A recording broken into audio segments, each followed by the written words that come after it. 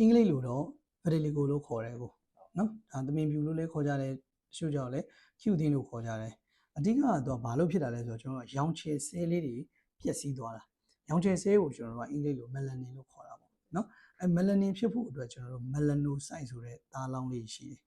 အဲ melanocyte ဆိုတဲ့သားလောင်းတွေကိုကျွန်တော်တို့ရဲ့ခုခံစနစ်ကမှားပြီးတော့ဖျက်ဆီးပစ်လိုက်တာ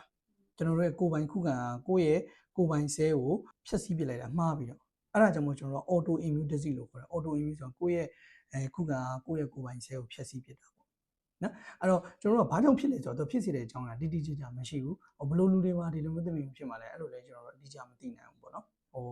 ပွေးတို့ပါလို့ဆိုရင်ဒါမှုချောင်းဖြစ်တဲ့ဒါဆိုမှုသက်စီတောက်လိုက်တယ်ဆိုပျောက်သွားကြတာပေါ့နော်နှင်းဆိုရင်လည်းမှုချောင်းဖြစ်တဲ့မှုသက်စီတောက်လိုက်တယ်ဆိုလို့ရှိရင်ပျောက်သွားတယ်လိမ့်စီတွေလိမ့်ပျောက်သွားတယ်ဒါပေမဲ့ဒီယောဂါကြောင့်ကျွန်တော်ခုပြောတဲ့ဒီဘယ်သူနဲ့ဖြစ်စဉ်မှာကျွန်တော်ခုခံရပါတယ်နော်ခုခံဘယ်သူ့ကိုတော့ပြည့်စည်တာတော့ဒီရောင်ချယ်ဆဲကိုတော့ဖြည့်ဆည်းတယ်နော်အဲ့တော့ကျွန်တော်ကိုယ့်ရင်အဲ့နှစ်ခုကိုပဲတားခတ်ထားပြီးကိုရမှာပဲအဓိကတော့ခုခံစနစ်ကိုပြန်ပြီးတော့ခုခံချတဲ့တောက်ဆေးတွေရှိတယ်လိမ့်ဆေးတွေရှိတယ်ကျွန်တော်တို့တော့တောက်ဆေးကိုတိတ်မပေးခြင်းဘူးမပေးဘူးပေါ့နော်တောက်ဆေးပေးပြီးတော့ကုတဲ့ကုသမှုမျိုးလည်းလုပ်ကြတယ်ပေါ့နော်ချိုးချရတယ်ကျွန်တော်တို့အဲ့လိုမျိုးမပေးဘဲနဲ့လိမ့်ဆေးအနေနဲ့ဒီခုခံစနစ်ကိုဖြစ်တဲ့နေရာလေးပဲကွက်ပြီးတော့ကျွန်တော်ကခုခံအောင်ချပေးလိုက်မှာအဲ့တော့လိမ့်ဆေးချင်းအဖြစ်ဒီနေရာမှာခုခံဒီဆဲကိုလာမတိုက်တော့ဘူးဆိုလို့ရှိရင်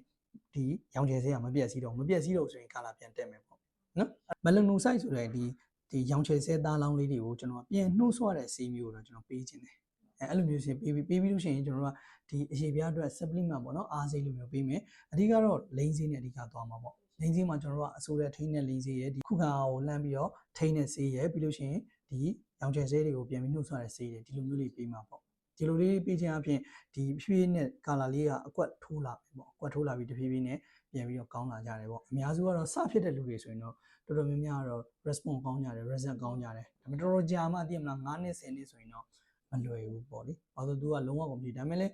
ဘာမှလုံးဝမကူတာရဲ့ဆိုင်နဲ့ကုရင်တော့မျှော်လင့်ချက်လေးရှိသေးတယ်ပေါ့ကိုဆိုရင်အရင်မများသေးဘူးဆိုတော့ကျွန်တော်တို့ကဒါကုလို့ရသေးတယ်ပေါ့နော်တချို့ကျတော့အရင်ဖြူသွားတဲ့လူတွေရှိလေကျွန်တော်တို့ဒီယောဂါကဒီ Michael Jackson တောင်ဖြစ်တာကြားဘူးလားမသိဘူး Michael Jackson ဆိုတော့သူကရင်တော့လူမဲလေနောက်ပိုင်းဒီယောဂါဖြစ်ပြီးတော့သူကဒီကာလာကိုတကုံလုံးသူက50လူခန္ဓာကိုယ်ရဲ့50%ကျော်ဖြူသွားပြီဆိုရင်ကျွန်တော်ကတကုံလုံးဖြူတဲ့ကုသမှုလုပ်လိုက်လို့ရတယ်လိမ့်ဆေးတွေနဲ့လေအဲ့တော့အကုန်လုံးဖြူသွားတော့ညီသွားတော့လည်းကြည့်ကောင်းသွားတာပေါ့ဗျာနော်အဲ့တော့ဘိုးဖြူတို့ပါလို့လေဒါပေမဲ့ကိုကအဲ့လောက်ကြီးတယ်လည်းမဟုတ်ကွက်တိကွက်ကြဆိုတော့လေကြည့်ရတာအဆင်မပြေဘူးအဲ့တော့ကုလို့ရတယ်စိတ်တော့ရှိရမယ်စိတ်ရှိရည်နဲ့ကြကြကုရမယ်ကုတယ်ဆိုရင်နေရာမှာလည်းလူခန္ဓာကိုယ်ကိုလည်းအရင်မထိခိုက်တဲ့ဆေးမျိုးကိုတော့ရွေးချယ်စေခြင်းတယ်နော်အဲ့လိုမျိုးကုမယ်ပေါ့